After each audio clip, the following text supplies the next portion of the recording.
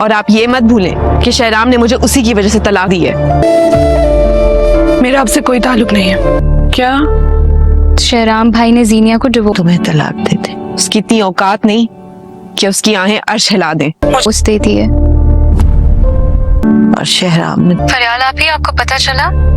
فریال کی آہیں لگ گئی، چھوڑ کے چلا گیا۔ آپ تو انتہائی کمزور اور بزدل انسان ہے۔ یہ ہمیں ایک ہی دن میں زرار مجھے سیدھا ہاتھ کے آنے والی، جس میں آپ دیکھیں گے کہ جب شہرام کی ماں جاتی ہے فریال کی ماں کے پاس اور جا کے کہتی ہے کہ جو سب کچھ فریال کے ساتھ ہوا ہے اس دن میرا بیٹا اس کے لیے بہت زیادہ پشیمان ہے۔ یقین جانے وہ کہہ رہا ہے کہ اسے کچھ بھی نہیں پتا تھا، بلکہ اس نے تو زینیا کو منع کیا تھا فون پہ۔ آگے سے زینیا نے فون بند کر دیا تھا۔ یہ سنتے ساتھ ہی فریال کی ماں کہتی ہے کہ چلے ٹھیک ہے، مان لیا کہ آپ کا بیٹا بے قصور ہے، لیکن میری بیٹی کی زندگی تو تباہ و برباد ہو گئی نا، اب اس سے کون کرے گا شادی؟ آپ تو خود جانتی ہیں کہ ایسے میں کوئی بھی شادی نہیں کرتا۔ یہ سنتے ساتھ ہی شہرام کی ماں کہتی ہے کہ اسی سلسلے میں تو میں آپ کے پاس آئی ہوں کہ میرا بیٹا چاہتا ہے کہ وہ فریال سے اب شادی کرے گا، کیونکہ اب جو بھی کچھ ہوا ہے وہ کہتا ہے کہ اس کے بعد تو فریال کی زندگی میں کوئی بھی نہیں آئے گا، نہ اسے اپنائے گا۔ یہ سنتے ساتھ ہی فریال کی ماں کہتی ہے شہرام کی ماں سے، میں کسی بھی صورت میں زینیا کا گھر تباہ و برباد نہیں کر سکتی ہوں۔